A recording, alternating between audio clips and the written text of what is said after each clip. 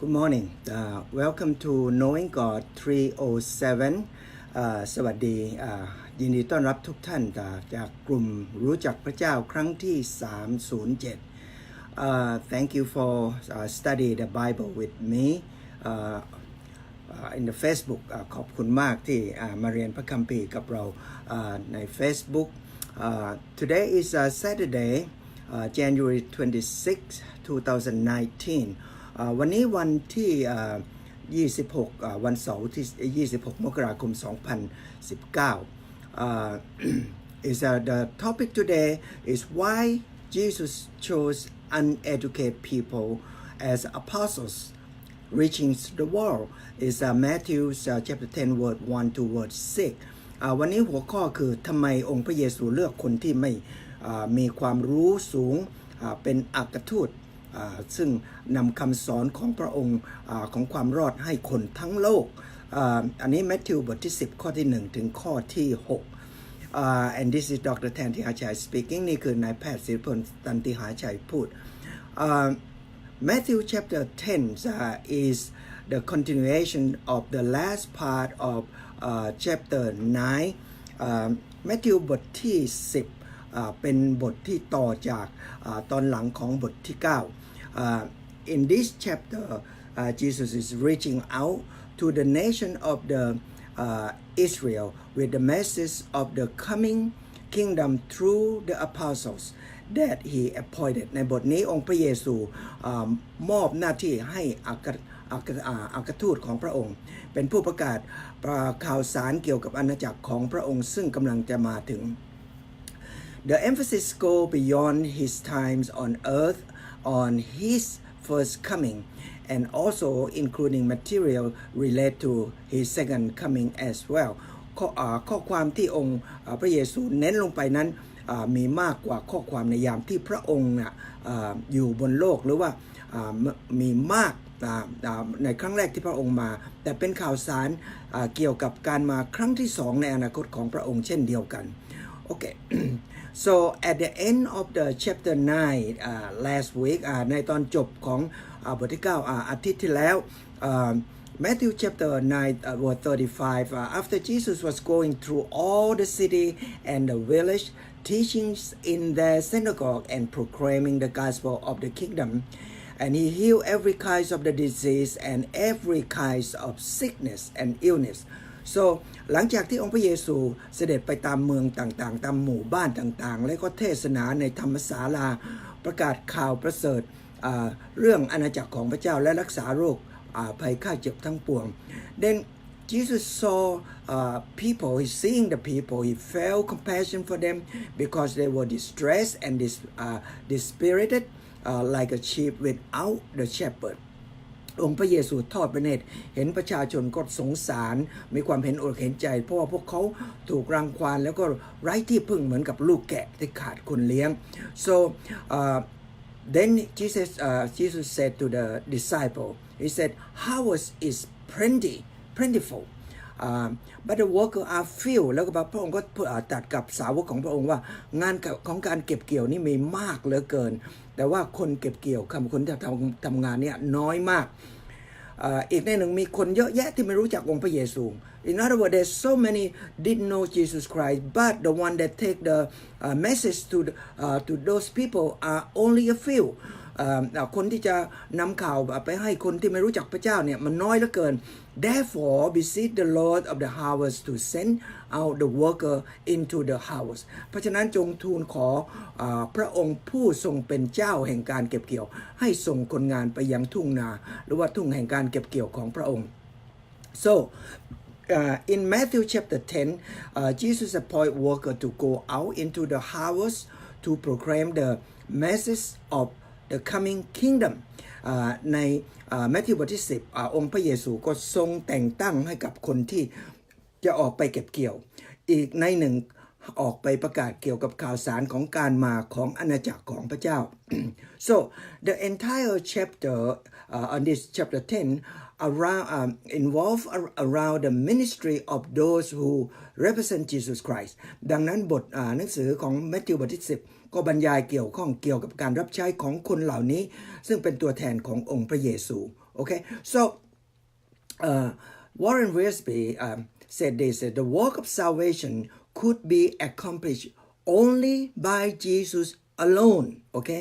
การงานของชีวิตนิรันดรการปลอดภัยจากโทษของความบาปเป็นการงานที่องค์พระเยซูผู้เดียวเท่านั้นที่จะกระทำได้ Okay, but the witness of the salvation could only be accomplished by His people, those who have trusted Him and have been saved. แต่การเป็นพยานเกี่ยวกับชีวิตนิรันดรหรือการรอดพ้นจากโทษของความบาปนั้นเป็นผลงานของคนของพระองค์เองคือคนที่เชื่อในองค์พระเยซูและผู้ที่จะได้รับอภัยโทษจากความบาปแล้วเท่านั้นที่สามารถจะไปกระทำได้The Lord Jesus needs His people to carry the message and still need them today. องค์พระเยซูต้องการให้ผู้ที่เชื่อในพระองค์นำข่าวสารนี้ไปประกาศให้คนทั้งคนอื่นๆรู้และพระองค์ยังมีความต้องการคนเหล่านี้ในยุคนี้เช่นเดียวกัน As Isaiah chapter 6 verse 8 said อิสยาห์บทที่6ข้อที่8 God said this.Whom shall I send and who will go for us พระเจ้าพูดกับพระเจ้าเองนะพระเจ้าทั้ง3ภาคพระบิดาพระบุตรแล้วก็พระวิญญาณบริสุทธิ์พูดด้วยกันบอกว่าเราจะส่งใครไปแล้วใครจะไปให้กับเรา Now this is the same question that's asking us today who will go for us God asking you ใครจะไปพระเจ้ายังถามเราว่าใครจะไปให้กับเราใครจะช่วยเราไปประกาศสิ่งเหล่านี้ It is not enough for us to pray for the labor we must also make ourselves available to serve him as well ไม่เพียงพอที่เราเพียงแต่อธิษฐานกับพระเจ้าให้ส่งคนงานออกไปเก็บเกี่ยวแต่เราเองจะต้องมีความเต็มใจยินดีที่จะรับใช้พระเจ้าเช่นเดียวกัน So Matthew chapter 1 verse 1อันนี้เรามาถึงมัทธิวบทที่1ข้อที่1บทที่10ข้อที่1โอเค so Jesus summoned his 12 disciples and gave them authority over unclean spirit and cast them out and to heal every kind of disease and all kinds of illness and sickness องค์พระเยซูก็เรียกสาวก12คนของพระองค์มาแล้วก็ประทานสิทธิพิเศษ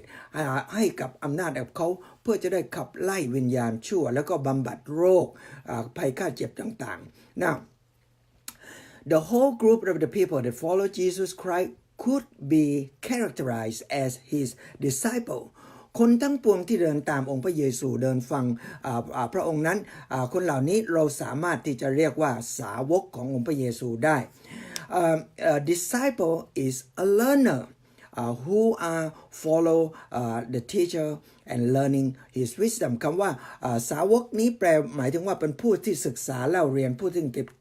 ติดตามครูบาอาจารย์แล้วก็เรียนเกี่ยวกับความเฉลียวฉลาดของอาจารย์ Okay now Jesus have many disciples some of them just merely hanging out with Jesus and some of them is truly convert องค์พระเยซูมีสาวกเยอะแยะมากมายบางคนก็เพียงแต่มาดูด้วยความอยากรู้อยากเห็นว่าเจ้ากี่เจ้าการใช่ไหมบ้านเราบอกว่ามาดูสักนิดหรือว่ามากดสักนิดว่าโอ้ฉันชอบฟังก็ฟังไม่ชอบฟังก็ตัดออกไปแต่บางคนฟังด้วยความจริงใจแล้วก็มีการเปลี่ยนแปลงที่แท้จริงของจิตใจ Now some people serious of their listening to Jesus Christ Now John chapter 6 verse 59 to 60 and 66 to 68 said this จอห์นบทที่6ข้อที่59ถึง60 66ถึง68พูดดังนี้These things Jesus said in the synagogue as he taught in Capernaum องค์พระเยซูตรัสสิ่งเหล่านี้และทรงสั่งสอนในธรรมศาลาในเมือง Capernaum Therefore many of his disciples when they heard this they said it is difficult the statement who can listen to it Now สาวกของพระองค์หลายคนก็พูดว่าคำสอนขององค์พระเยซูนี่ยากเหลือเกินยากที่จะฟังได้แล้วใครเล่าล่ะที่จะรับได้As a result of this, many of the disciples withdraw and were not walking with them anymore. ดังนั้นสาวกมากมายของพระองค์หลายคนก็หันหลังกลับให้กับพระองค์เพราะว่าเขาบอกว่ายากเกินไป You don't want to just stay on the same old thing and listen to the same old thing. You need to dig it in deeper and understand more.of the word of God อันนี้เราไม่ควรที่จะฟังเล่าในเรื่องดั้งเดิมใช่ไหมองค์พระเยซูตายมาเกิดให้กับเราแบบนี้เราควรจะลึกเข้าไปอีกมากกว่านี้เรียนให้มากกว่านี้ ถึงจะมีผลกับเรา so we must be careful that when Christians not growing they are dying โอเคเราจะต้องระวังในยามใดที่คริสเตียนไม่ได้เจริญเติบโตในทางวิญญาณแล้วยามนั้นเขาก็กำลังจะตายไปทางวิญญาณ so Jesus said to the disciple the 12 do you want to go away also do you องค์พระเยซูก็เลยถามสาวก12คนของพระองค์ว่าแล้วพวกท่านเนี่ยจะจากพวกเราไปด้วยหรือบอกว่าเธอจะออกไปด้วยหรือบอกคนอื่นเขาหายตัวไปเยอะแยะ Simon Peter said to him Lord to whom shall we go you have the word of eternal life บอกว่าSimon Peter ก็บอกว่าพระองค์เจ้าข้าบอกเราจะไปหาใครเพราะพระองค์มีถ้อยคำแห่งชีวิตนิรันดรพระองค์มีความจริงแล้วเราจะไปหาความจริงที่ไหน so from this large group of the followers Jesus select 12 men and these he called them apostles the Matthew first used this word apostle in verse 2 okay จากกลุ่มของเหล่าสาวกทั้งหลายเนี่ยเยอะแยะที่ติดตามพระองค์เนี่ยพระองค์ทรงเลือก12 คนเหล่านี้มาเรียกว่าอัครทูตซึ่งใช้เป็นคำแรกในคำที่2ของมัทธิวบทที่2กับบทที่10ข้อที่2 okay now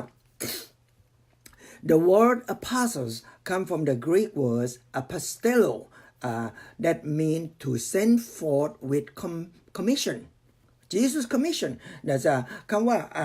อัครทูตก็มาจากภาษากรีกคำว่า apostello ซึ่งแปลว่าผู้ที่ถูกส่งออกไปด้วยหน้าที่ซึ่งได้รับมอบหมายจากองค์พระเยซูโอเค Jesus Christ is the one that commissioned. It was used by the Greek for the personal representative of the king, the ambassador who functioned with the king authority เป็นคำพูดคำนี้เป็นใช้โดยคนกรีกสำหรับผู้ที่เป็นตัวแทนของพระมหากษัตริย์หรือว่าอัครทูตผู้สื่อทำหน้าที่ด้วยอำนาจสิทธิของกษัตริย์ที่เขาเป็นตัวแทนให้ so a man have to meet a certain qualification to be apostle of Jesus Christ not everybody can be one you can't just say I am okay I am the apostle นะผู้ที่เป็นอัครทูตขององค์พระเยซูจะต้องมีคุณสมบัติที่พิเศษซึ่งจัดตั้งโดยองค์พระเยซูด้วยตัวเองเธอจะบอกว่าฉันเองเป็น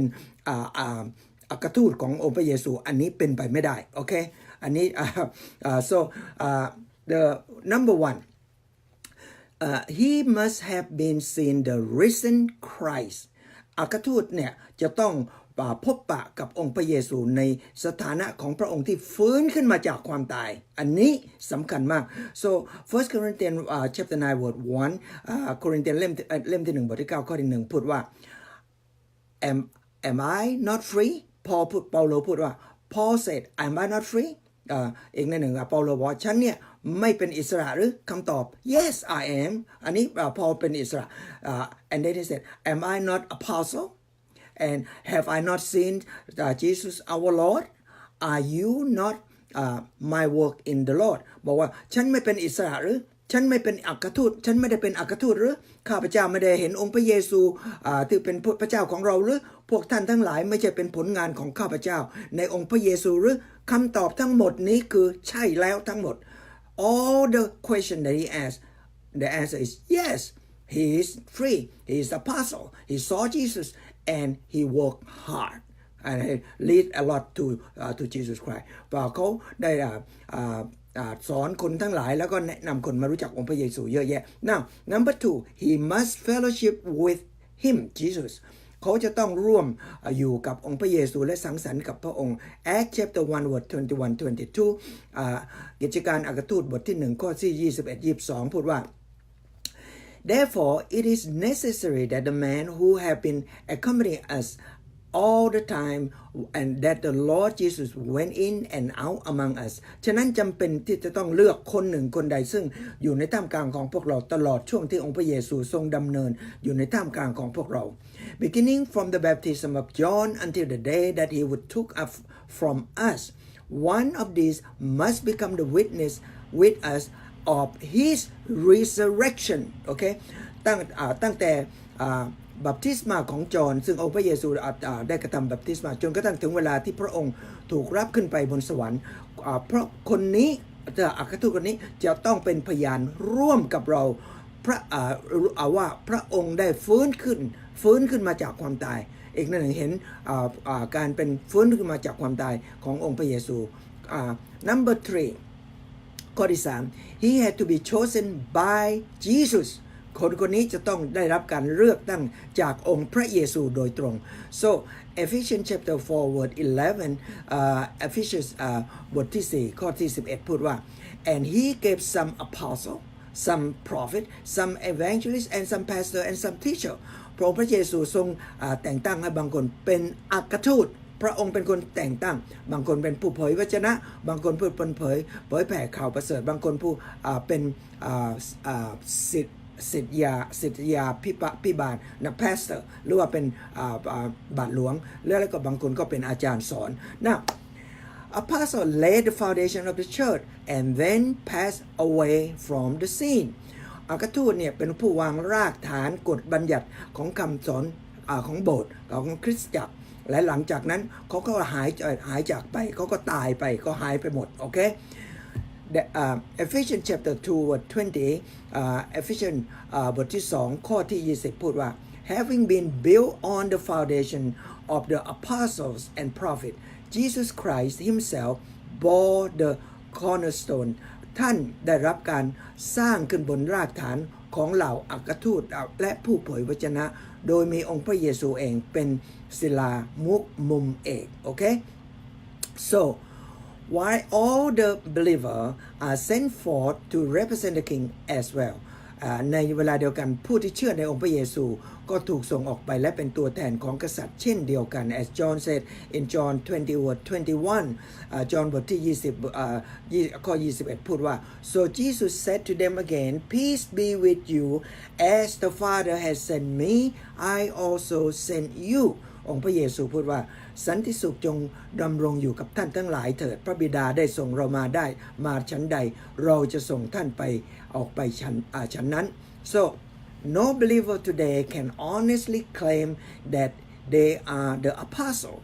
for none of them have seen the risen Christ ไม่มีผู้ใดที่เชื่อในองค์พระเยซูในวันยุคนี้ในสมัยนี้อ้างตัวว่าเขาเนี่ยเป็นอัครทูตของพระเจ้าทั้งนี้เพราะเขาไม่เคยเห็นองค์พระเยซูในสถานะของพระเยซูได้ฟื้นขึ้นมาจากความตายโอเค First Peter chapter 1 verse 8 Peter เล่มที่1บทที่1ข้อที่8พูดดังนี้ And though you have not seen him you love him and though you have not seen him now but believe him you greatly rejoice and with joy inexpressible and full of joy แม้ว่าท่านทั้งหลายเนี่ยไม่เห็นพระองค์แต่ก็รักพระองค์แม้กระทั่ง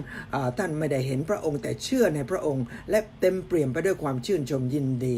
ยิ่งใหญ่สุดจะพรรณนา This is us today อันนี้คือพวกเราในยุคนี้ This apostle will give a special power authority to perform the miracle nowองค์พระเยซูได้ประทานพลังอำนาจและสิทธิพิเศษสำหรับสาวกของพระองค์เพื่อว่าเขาจะได้มีความสามารถกระทำสิ่งอัศจรรย์ต่างๆ These miracles were part of their official credential การกระทำอัศจรรย์นี้เป็นส่วนหนึ่งของหลักฐานอ้างอิงในทางการว่าเขานี่แหละคืออัครทูตที่แท้จริง Acts chapter 2 verse 43 กิจการอัครทูต2ข้อที่43พูดว่าEveryone kept feeling a sense of awe, and many wonder and signs were taking place through the apostle. บอกว่าเราอัครทูตทำหมายสำคัญและปฏิหารย์ต่างๆหลายอย่างทุกคนเต็มไปด้วยความยำเกรงและก็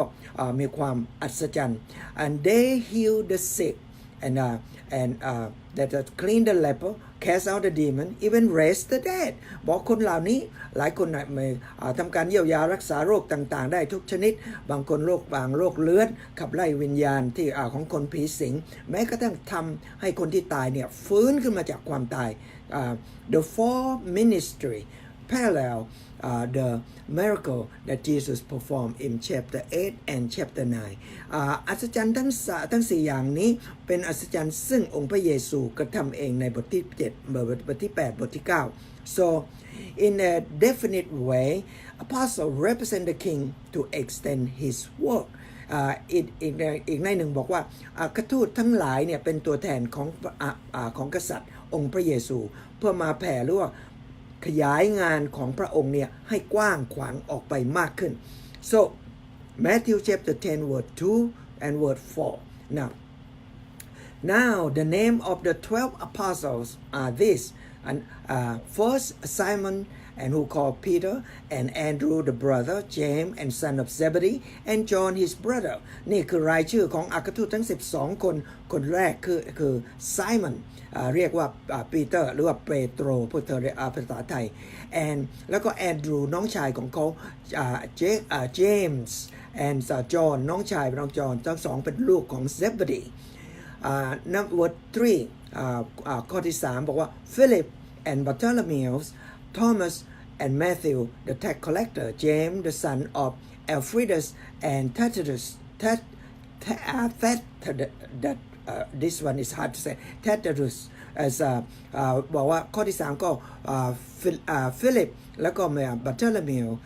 Thomas แล้วก็ผู้คนเก็บภาษีเจมส์ลูกชายของ Alphaeus แล้วก็ Thaddeus ซึ่งอีกคนสุดท้าย ข้อที่4ก็เป็น Simon the Zealous and Judas Iscariot and one who betrayed Jesus Christ Simon เป็นคนนี้เป็นคนพรรคของชาตินิยมเป็นนักการเมืองแล้วก็ Judas Iscariot เป็นผู้ที่มาทรยศองค์พระเยซู Now the name of the 12 apostles are also listed in the three other book of the New Testament Mark Luke and Actsโอเคในเวลาเดียวกันรายชื่อของอัครทูตทั้ง12คนเนี่ยเขียนในหนังสือเล่มอื่น3เล่มในหนังสือของมาร์คแล้วมาระโกแล้วก็ลูกาแล้วก็กิจการของอัครทูตโอเค in this list ในรายชื่ออันนี้ Peter is always the first one and Judas always the last ชื่อของปีเตอร์นี่จะออกมาก่อนเป็นชื่อแรกชื่อของ Judas เป็นชื่อคนสุดท้าย the pair of brother Peter and Andrew James and John always list the first ในเวลาเดียวกันพี่น้อง2คนปีเตอร์กับแอนดรูเจมส์กับจอห์นก็ต้องเขียนออกมาก่อนเช่นเดียวกัน now Matthew chapter 2 mention first Simon Peter ในแมทธิวบทที่2บทที่10ข้อที่2ชื่อแรกออกมาคือ Simon หรืออีกชื่อหนึ่งเขาเรียกว่า Peter first indicate his priority and preeminence indicate that Peter is the leader of the 12 among the 12 ข้อแรกที่บ่งคือถึงลำดับความสำคัญความดีเลิศของปีเตอร์ใช่ไหมแสดงให้เห็นถึงความสำคัญและเป็นผู้นำของอัครทูตทั้ง12คนเขาพอเป็นหัวหน้าเป็นผู้แทนเป็นผู้พูดนะเขาพูดเยอะแยะ originally Peter was the name was Simon and have been changed by Jesus Christ as Cephas the Aramaic word for the stone ในตอนเริ่มต้นปีเตอร์เนี่ยชื่อว่าไซมอนจากองค์พระเยซูเปลี่ยนชื่อของเขาเป็น Cephas ซึ่งมาจากภาษาอารามิกภาษาเดิมของชาวยิวซึ่งแปลว่าก้อนหินโอเค now so the Greek word of stone is Petrus okay this is a Greek word or Peter as is referred to in the English both name mean stone ในภาษากรีกอันนี้คำว่า Petrus Petros แปลว่าก้อนหินก้อนเล็กๆนี่เป็นชื่อของปีเตอร์ซึ่งแปลภาษาอังกฤษแปลว่าก้อนหินเช่นเดียวกันเพราะคำว่า Petros นี่สำคัญเพราะต่อไปก็จะมีความว่า Petra เป็นก้อนหินก้อนใหญ่ก้อนหินก้อนใหญ่นี้อันนี้ตอนหลังองค์พระเยซูบอกว่าเราจะสร้างโบสถ์บนก้อนหินก้อนใหญ่ไม่ใช่บนปีเตอร์โอเคอันนี้ในต่อไปเราจะเรียนอันนี้ so there is a Petra is a large stone Petrus Peter is a small little gravel okay so the large stone that is confession of Peter that where Jesus is going to build the church now the second apostle mentioned is Andrew that Peter brother and Andrew brought Peter to Jesus อัครทูตคนที่2คือ Andrew เป็นน้องชายของปีเตอร์ Andrew เป็นผู้นำปีเตอร์มาหาองค์พระเยซู Andrew always brings somebody to Peter Andrew ถึงแม้ว่าชื่อเขาจะไม่ออกมาบ่อยๆแต่ว่าเขามักจะนำคนต่างๆมาหาองค์พระเยซูโอเค now In verse 2 also the list have the pair of the James son of Zebedee and John his brother ในคำพูดคำที่สองนี้ก็มีจดรายชื่อของพี่น้องคู่หนึ่งคือเจมส์กับจอห์นลูกชายของ Zebedee now this James is not James who wrote the epistle by the same name but เจมส์คนนี้ยาขอบเธอเรียกยาขอบยาขอบคนนี้ไม่ใช่ยาขอบที่เขียนจดหมายข่าวสารของยาขอบในพระคัมภีร์ฉบับใหม่ยาขอบคนนี้เป็นพี่ชายของยาขอบที่เขียนจดหมายเป็นน้องชายขององค์พระเยซูซึ่งไม่ใช่พ่อเดียวกันโอเค so the James this James was the James of apostle to be the first apostle to be martyred and he was put to death by Herod according to Act 12 Act chapter 12ยากอบคนนี้เป็นคนแรกที่อัครทูตที่ถูกเฮโรดฆ่าตายด้วยความเชื่อโดยโทษของเขาคือเชื่อในองค์พระเยซูและถูกฆ่าตายตามคำสั่งของเฮโรดในพระคัมภีร์อัครทูตบทที่12 John is better known as the disciple whom Jesus loved. He is the one who wrote the Gospel of John, 3 epistles of John, and the book of Revelation. John เนี่ย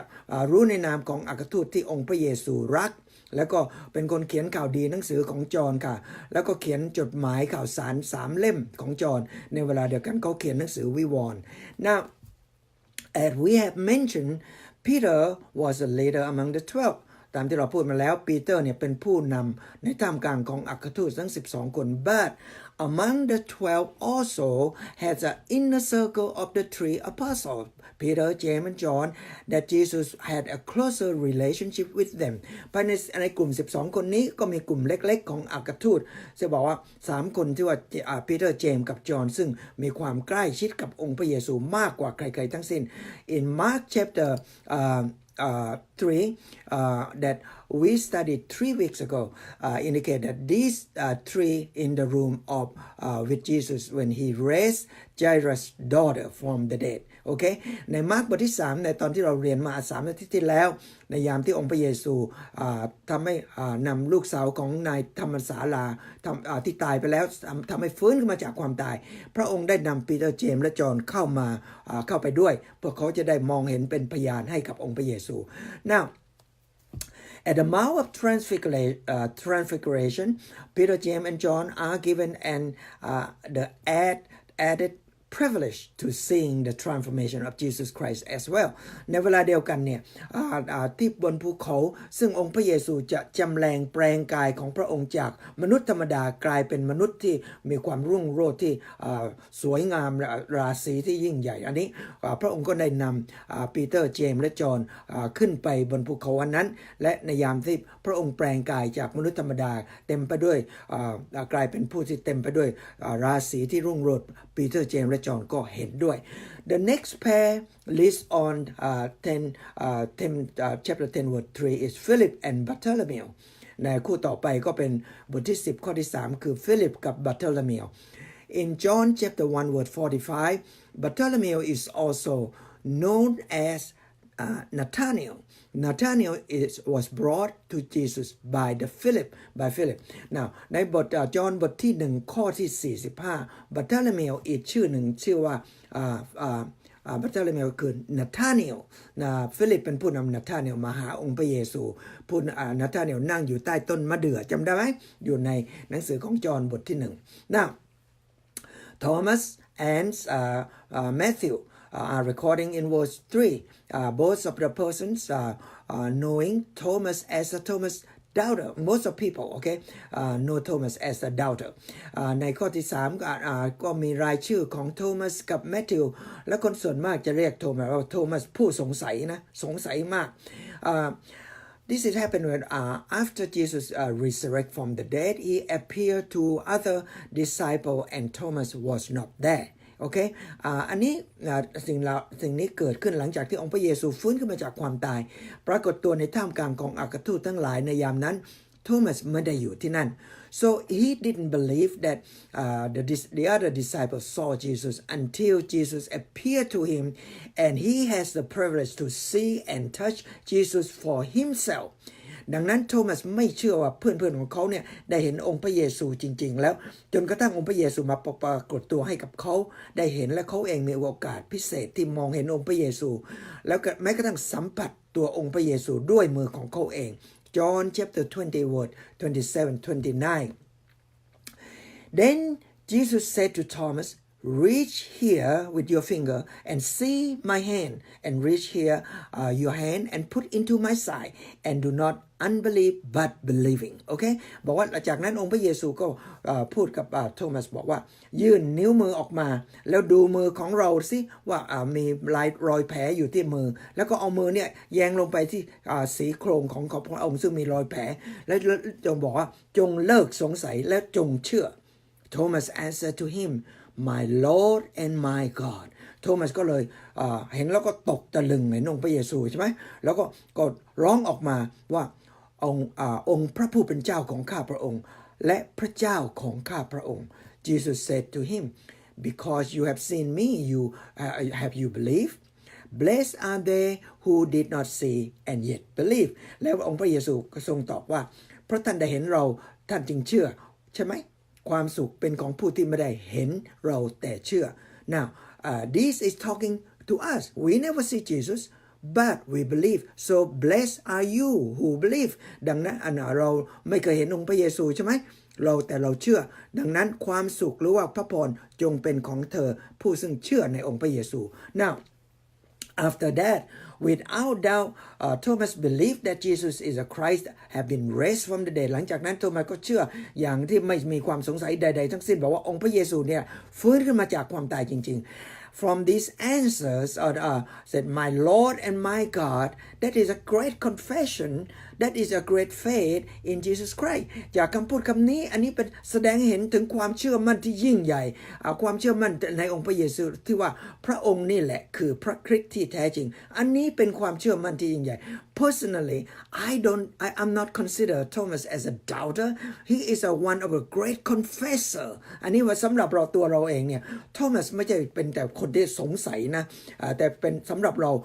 เองเราบอกว่าเป็นผู้ที่รับสารภาพที่มีความยิ่งใหญ่ขององค์พระเยซูซึ่งเป็นที่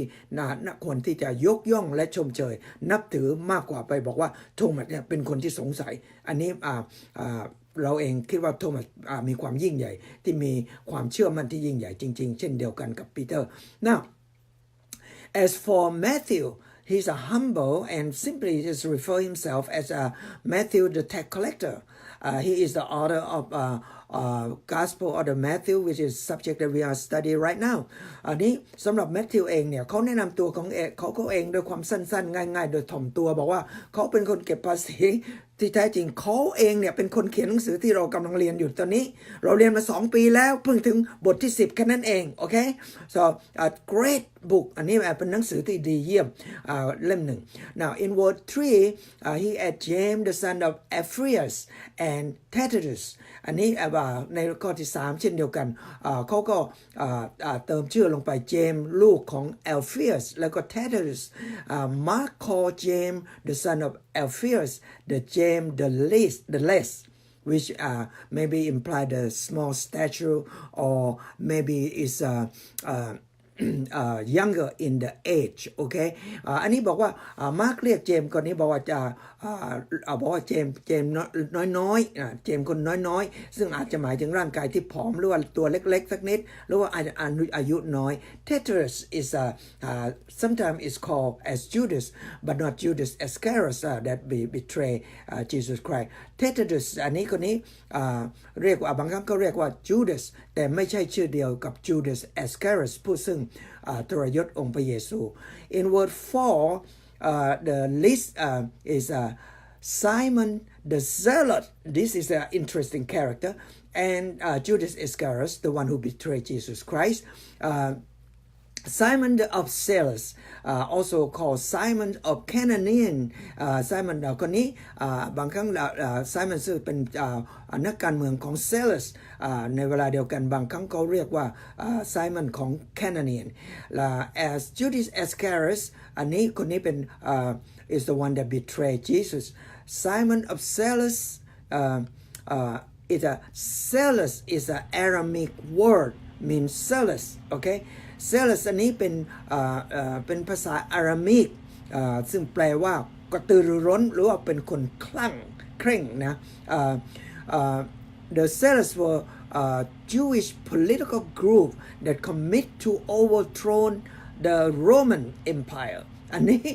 เซอร์จะเป็นกลุ่มนักการเมืองที่บอกว่าเคร่งเครียดมากแล้วมีความผูกมัดมีความตั้งใจที่ว่าจะลบล้างสร้างกบฏขึ้นมาเพื่อว่าจะลบมาต่อต้านกับโรมในสมัยที่โรมมาควบคุมอิสราเอล Now Judas Iscariot is the name mean the man of Carios.the town of the south of Judea, a man who betrayed Jesus Christ. Judas Iscariot นี้เป็นชื่อที่เขามาจากเมืองคาริออสซึ่งอยู่ทางทิศใต้ของเมืองจูเดียJudas ก็เป็นผู้ที่ทรยศองค์พระเยซู This is all the 12 อันนี้คือ12คนที่องค์พระเยซูเลือก Okay now William Barclay said this men that Jesus chose many of them were ordinary men.They had no wealth, no academic background, no social position. Okay? วิลเลียม บาร์เคย์บอกว่าคนที่องค์พระเยซูเลือกส่วนมากคนเหล่านี้เป็นคนธรรมดาเขาไม่ได้เป็นคนที่มีความร่ำรวยไม่มีความรู้มากมายไม่ได้มีดีกรีแบบว่าเป็นด็อกเตอร์ PhD เขาไม่ได้เป็นคนมียศศักดิ์สูงส่งเช่นเดียวกันทั้งหมดคล้ายๆกันทั้งหมด They were chosen from the common people, men who did the ordinary thing คนเหล่านี้เลือกมาจากคนธรรมดาสามัญเหมือนกับพวกเราเนี่ยบุคคลที่กระทำในสิ่งธรรมดาเท่านั้น Jesus looking for the ordinary man who can do ordinary thing but extraordinarily well โอเคอีกในหนึ่งองค์พระเยซูมองหาบุคคลธรรมดาผู้ซึ่งกระทำในสิ่งธรรมดาแต่สิ่งธรรมดาที่เขากระทำนั้นเขาได้กระทำอย่างไม่เป็นธรรมดาหรือว่าผิดธรรมดาแต่เขากระทำอย่างพิเศษโอเค he can do the one who do ordinary thing but extraordinarily well extra well very good okay so Jesus chose these men not only for what they were but also what they were capable to becoming under his influence and his power องค์พระเยซูไม่ได้เลือกคนเหล่านี้ไม่ใช่เป็นเพียงแต่เพราะอดีตของเขาอย่างเดียวแต่เกี่ยวกับความสามารถที่เขาจะกลับกลายเป็นไปตามอิทธิพลหรือพลังอำนาจที่องค์พระเยซูที่จะเปลี่ยนแปลงเขาหรือว่ากระทำให้เขาเป็นโอเค at the same time the most interesting in this list is Jesus took these men from different background and used them to change the world โอเคในเวลาเดียวกันเนี่ยเป็นสิ่งที่น่าสนใจซึ่งรายชื่อของอัครทูตทั้งหลายองค์พระเยซูนำคนเหล่านี้มาจากเบื้องหลังที่ไม่เหมือนกันแล้วนำคนทั้งหมดเนี่ยมารวมกันแล้วเปลี่ยนสถานการณ์ของโลกทั้งโลกโอเค now imagine this ให้คิดในใจของเธอนะคิดในมโนภาพของเธอ he took Simon the Zealous the man who had joined to the political party committed to overthrow Rome โอเคคิดเลยบอกว่าองค์พระเยซูได้นำไซมอนของผู้ถึงZealous the Zealous ผู้ซึ่งเข้ารวมกลุ่มกับพวกนักการเมืองที่มีความเป้าหมายจุดประสงค์ที่จะสร้างกบฏขึ้นมาแล้วลบล้างอำนาจโจมตีโรมที่ควบคุมอิสราเอลand make him one of the 12 with Matthew tax collector that working for Rome โอเคในเวลาเดียวกันองค์พระเยซูได้นำเขาเนี่ยZealous Simon of Zealous เข้ามารวมกลุ่มกับอัครทูต12คนแล้วในกลุ่มนั้นก็มีแมทธิวผู้ซึ่งเก็บภาษีทำงานให้กับโรมอันนี้เป็นมันยากที่จะเป็นไปได้ The fact is that Simon the Zealous has met Matthew the tax collector anywhere else than in the company of Jesus Christ he would have stuck a dagger right in him โอเคถ้าเป็นความจริงที่ว่าถ้าหากว่า Simon the Zealous คนนี้มาพบกับแมทธิวผู้เก็บภาษีให้กับโรมในที่หนึ่งที่ใดที่ไม่ใช่ในกลุ่มที่มีองค์พระเยซูอยู่แล้วไซมอนจะเอากรีดหรือว่าดาบสั้นๆเนี่ยแทงปักลงไปในหลังของแมทธิวหรือว่าฆ่าเขาเลยโอเคอันนี้มีความ but here is the tremendous truth that the man who hate each other can learn to love each other when they both love Jesus Christ โอเคนี่คือบอกเป็นความจริงที่ยิ่งใหญ่ที่ว่าเมื่อยามใดที่มนุษย์เนี่ยที่เกลียดชังซึ่งกันและกันเนี่ยเขาทั้งสองเนี่ยสามารถที่จะเรียนและก็รักซึ่งกันและกันเมื่อเขาทั้งสองรักองค์พระเยซูอันนี้เกิดขึ้นเยอะแยะแม้กระทั่งในทุกวันนี้ This is happen even the day of this day even in this day okay so too often religious have been the mean of dividing men it was meant to be หลายๆครั้งศาสนาเป็นสิ่งที่ทำให้มนุษย์แยกห่างออกจากกันซึ่งเป็นสิ่งที่เราเห็นกันบ่อยๆ In the presence of the living Jesus it was a mean of bringing together men who without Christ were sundered from each other โอเคในยามที่เราอยู่ในท่ามกลางขององค์พระเยซูแล้วมนุษย์ผู้ซึ่งแยกห่างจากกันในยามที่เขาไม่รู้จักองค์พระเยซูเขาจะมาร่วมกันด้วยความรักและความเข้าใจในองค์พระเยซู so religious divided but God united โอเคดังนั้นเราบอกว่าเราเคยพูดมาหลายๆครั้งแล้วบอกว่าเนี่ยศาสนามันจะแยกคนต่างให้แยกออกจากกันแต่พระเจ้าจะนำคนมารวมกันโอเค so we may ask why Jesus chose the 12 apostles เราอาจจะถามว่าทำไมองค์พระเยซูเนี่ยถึงเลือกคน12คนนี้the reason is very likely because they were the 12 top tribe เหตุผลอาจจะเป็นว่าเพราะว่าเขามี12เผ่าของอิสราเอลโอเคJust as the Old Testament dispensation, there has been 12 tribes of Israel. So, in the new dispensation, there are 12 apostles for the new Israel. ดังนั้นดังเช่นในสมัยเก่าของพระคัมภีร์ฉบับเก่าอิสราเอลมี12เผ่าใช่ไหมดังนั้นในสมัยของพระคัมภีร์ฉบับใหม่ก็มี12อัครทูต12คนสำหรับอิสราเอลเช่นเดียวกัน Matthew chapter 10 verse 5 and 6มัทธิวบทที่10ข้อที่5กับที่ข้อ16 okay so these 12 Jesus sent out after commanding them do not go in the way of Gentiles do not enter any city of Samaritans but rather go to the lost sheep of the house of Israel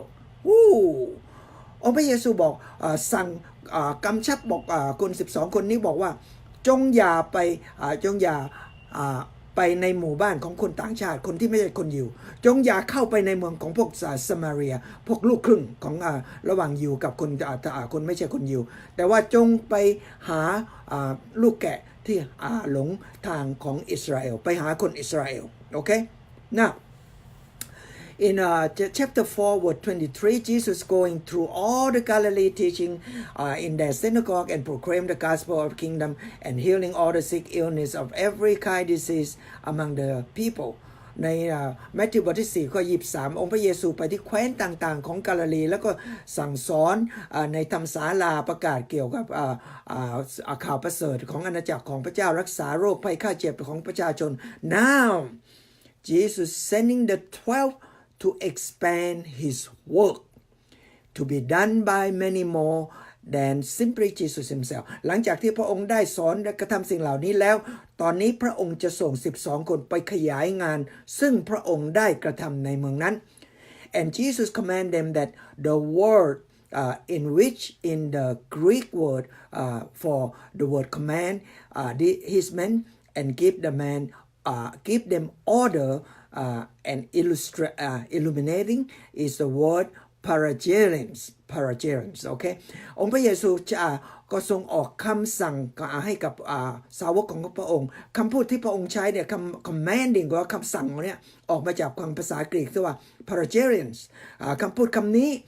this word in Greek have four uses คำพูดคำนี้มีความหมาย4อย่างnumber one is a regular command of the military command here Jesus is commander in chief โอเค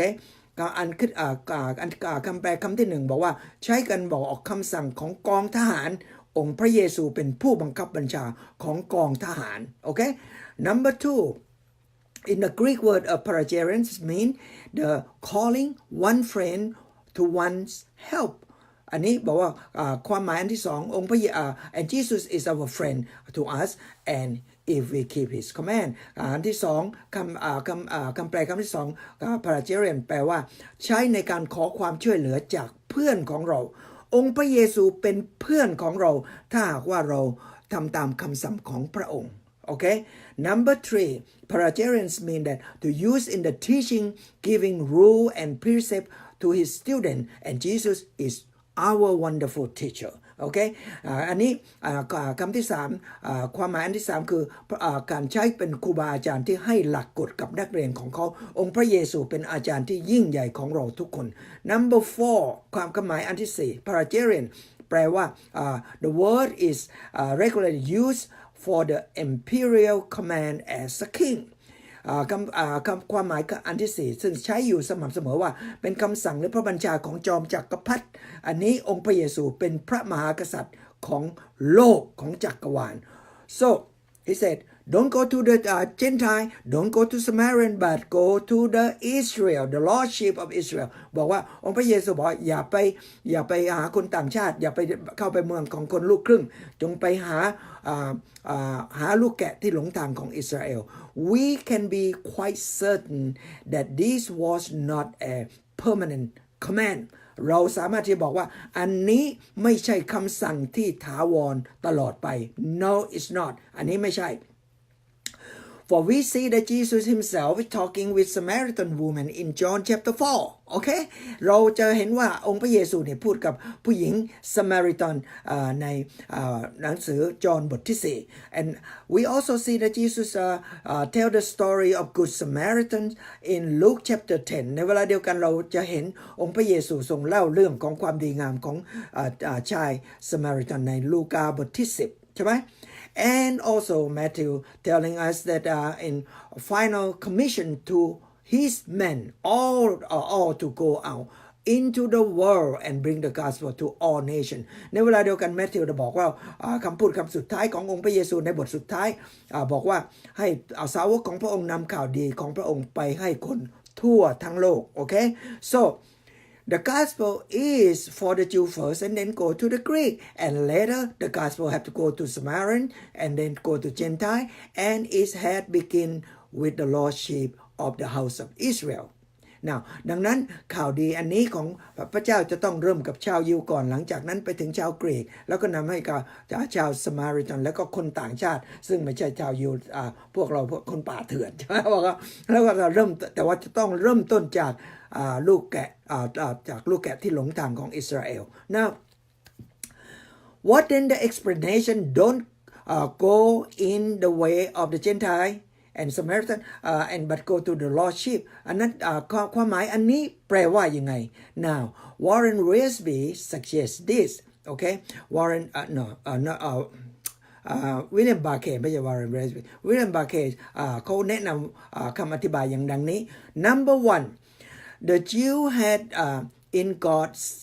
scheme of things a very special place ชาวยิวมีตำแหน่งพิเศษในแผนการเกี่ยวกับสิ่งต่างๆที่ของพระเจ้ากระทำ In the justice of God they has to be given the first offer of the gospel ในความเป็นธรรมของพระเจ้าชาวยิวเป็นชนชาติกลุ่มหนึ่งที่จะต้องได้รับข่าวดีข่าวประเสริฐของพระเจ้าก่อนใครๆทั้งสิ้น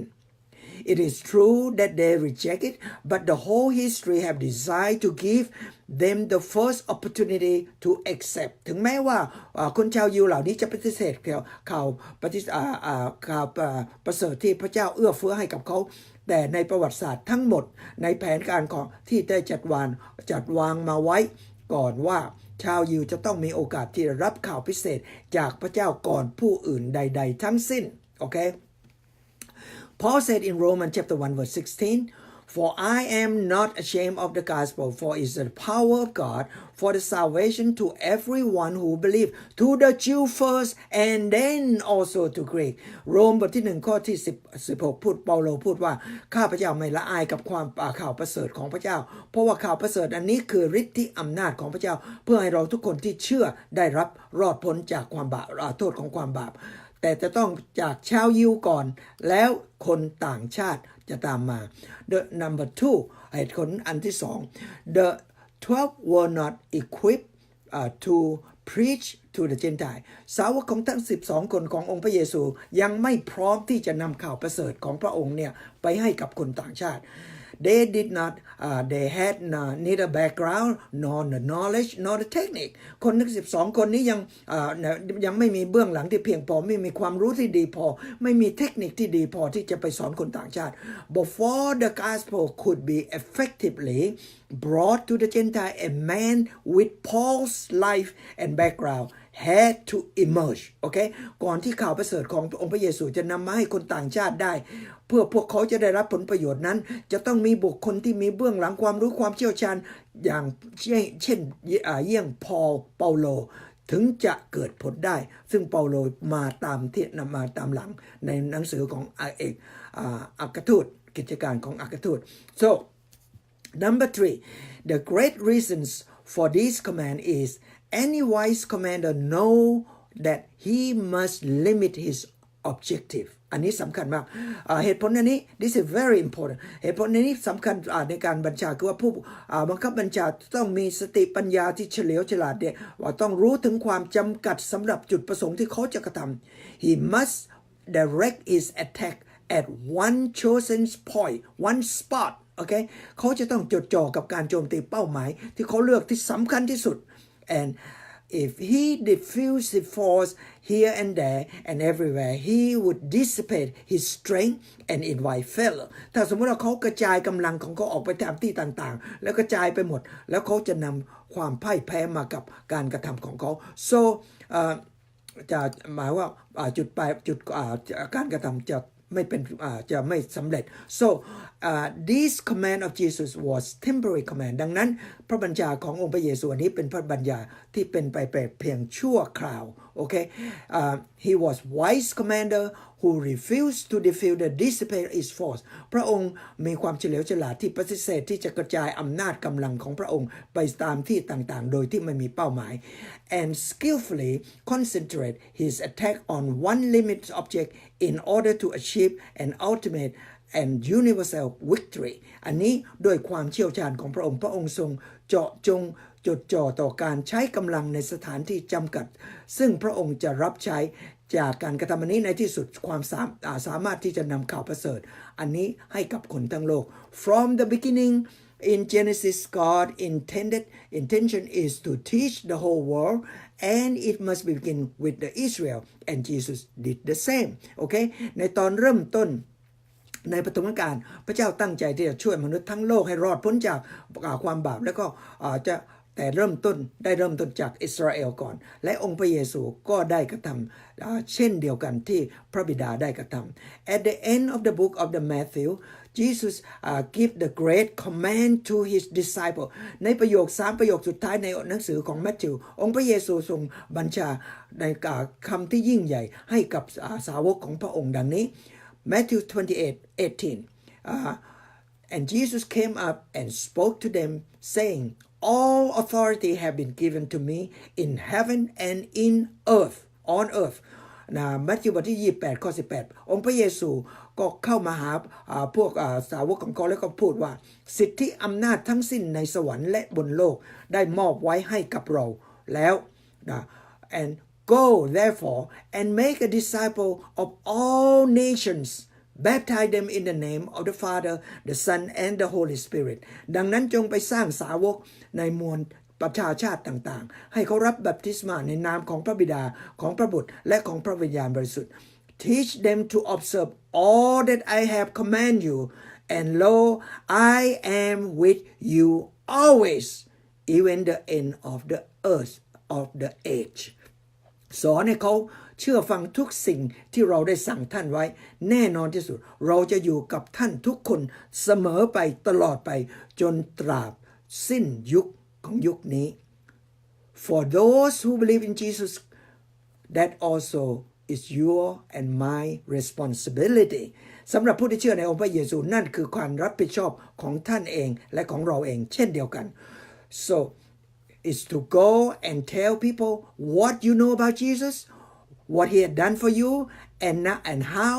he has saved you นี่คือการไปบอกผู้อื่นเกี่ยวกับองค์พระเยซูว่าพระองค์ได้กระทำอะไรให้กับเธอแล้วได้ทำอย่างไรให้กับเธอช่วยเธอให้รอดพ้นจากโทษของความบาปอย่างไร For those who don't know Jesus Christ and listen to this video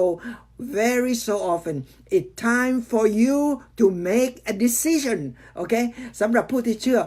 ผู้ที่ยังไม่เชื่อองค์พระเยซูแล้วก็ฟังเราบ่อยๆฟังแล้วบางครั้งก็ฟังบางครั้งก็ไม่ฟัง